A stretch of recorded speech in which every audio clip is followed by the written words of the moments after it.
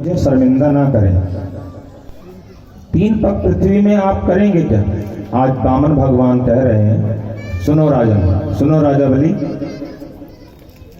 3 पग पृथ्वी से ही मैं संतुष्ट हो पाऊंगा। मेरी जितनी तृष्णा बढ़ती जाएगी उतनी ही मेरी संतुष्टि नहीं हो पाएगी। तृष्णा बढ़ती जाएगी, मेरी मांग बढ़ती जाएगी, लेकिन मुझे 3 पग ही पृथ्वी चाहिए। 3 पग पृथ्वी देने का संकल्प करिए। राजा बलि ने बहुत समझाया भगवान को, ब्राह्मण कुमार को बहुत समझाया, वामन भगवान को बहुत समझाया, लेकिन आज वामन भगवान 3 पग पृथ्वी मांगने के लिए अड़िग रहे, जिद में अड़े रहे। इधर सुखदेव जी महाराज, श्री शुक्राचार्य जो कि दैत्यराज बलि के गुरु हैं, शुक्राचार्य जी आए। शुक्राचार्य जी ने देखा कि ये तो आज एक ब्राह्मण कुमार आया हुआ है। आमना सामना हुआ शुक्राचार्य जी का और वामन भगवान का आमना सामना हुआ। भगवान वामन ने शुक्राचार्य जी को देखा, शुक्राचार्य जी ने वामन भगवान को देखा। शुक्राचार्य जी समझ गए ये तो साक्षात विष्णु है। आज छल करने के लिए, छल से आज बलि के यहाँ यज्ञ में कुछ ना कुछ ये छलिया जरूर मांगने के लिए आए। शुक्राचार्य जी ने राजा बलि से पूछा कि हे राजन, आज ये ब्राह्मण कुमार आए हुए हैं, वामन भगवान आए हुए हैं, इन्हें क्या चाहिए? राजा बलि ने अपने गुरुदेव से कहा, गुरुदेव आज ब्राह्मण कुमार 3 पग पृथ्वी मांग करके मुझे शर्मिंदा करना चाहते। श्री गुरुदेव कह रहे हैं, राजन सुनो राजा बलि, ये 3 पग पृथ्वी नहीं, ये तीनों लोगों को नाप लेंगे। तुम इन्हें नहीं जानते, ये साक्षात अविनाशी विष्णु है। इन्हीं के माया से और इन्हीं की कृपा से ये पूरा समस्त ब्रह्मांड संचालित हो रहा है। भगवान वामन इस दृश्य को देख रहे हैं। राजा बलि से तुरंत वामन भगवान ने कहा कि राजन, अब तुम मुहूर्त हो रहा है, संकल्प करो, 3 पग पृथ्वी देने का संकल्प करो। राजा बलि ने संकल्प किया है 3 पग पृथ्वी मां के लिए।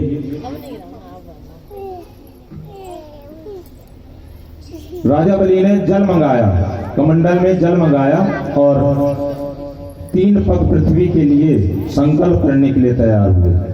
जब देखा शुक्राचार्य जी ने, गुरुदेव ने, कि आज राजा बलि 3 पग पृथ्वी देने के लिए तैयार हो रहा है, तो राजा बलि को कई बार गुरुदेव ने समझाया कि राजन सुनो, यह विष्णु है, साक्षात नारायण है, ये तुमसे सब कुछ हर लेंगे, तुम्हें एक भिखारी बना देंगे, इन्हें कुछ मत देना।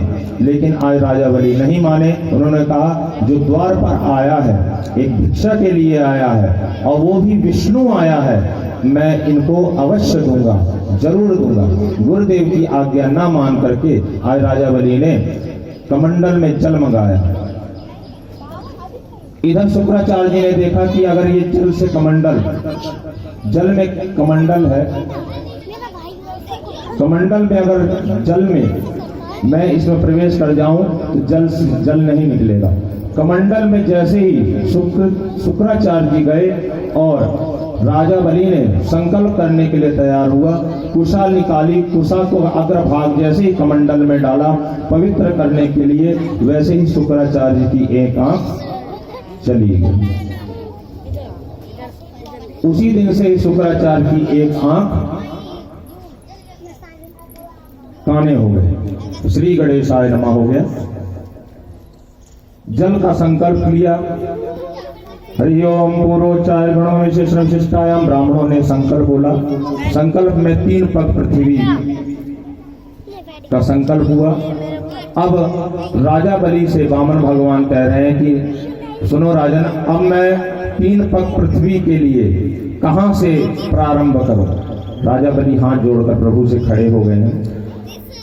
सशंख चक्रम सकरीटकुंडलम सपीतवस्त्रं सरुषीरुहेक्षणम्। हाथ जोड़ करके राजा बलि ने कहा कि प्रभु आप तो जगत ईश्वर हैं, जगत के ईश्वर हैं, आपको पूरा संसार है, आप 3 पग पृथ्वी के लिए जहां कहीं से भी हो आप नापने का कष्ट करें। भगवान वामन ने दिव्य स्वरूप बनाया, विराट स्वरूप बनाया। बोले विराट भगवान की जय। इतना बड़ा स्वरूप बनाया महाराज, आकाश को चीरते हुए अपना शरीर ले गए और राजा बलि छोटे से दिखाई दे रहे हैं, एक नाखून के बराबर। आकाश को चीरते हुए चले गए। पहले ही पग में वामन भगवान ने स्वर्ग को नाप लिया, एक पग में स्वर्ग को नाप लिया, दूसरा पग उठाया पृथ्वी को नापा। भगवान वामन ने पूछा राजा बलि 2 पग में मैंने स्वर्ग और पृथ्वी लोक को नाप लिए, तीसरा पग अब बचा हुआ है, अब कहां रखना है। हाथ जोड़ करके आज श्री वामन भगवान ने, आज राजा बलि ने कहा है कि हे प्रभु आप मेरे मस्तक पर अपना पग रख दीजिए और मेरा उद्धार कीजिए। बोले वामन भगवान की जय। आज तीसरा पग भगवान ने, वामन ने, ब्राह्मण कुमार ने बलि के सिर पर रखा है। जैसे ही सिर पर रखा राजा बलि को सुतल लोक में भेज दिया है। जैसा कि आपको श्रीमद् भागवत महापुराण में बताया है, इस पृथ्वी के नीचे, ये ऊपर पृथ्वी तल है, इसके नीचे 6 तल और है, 6 तल और है।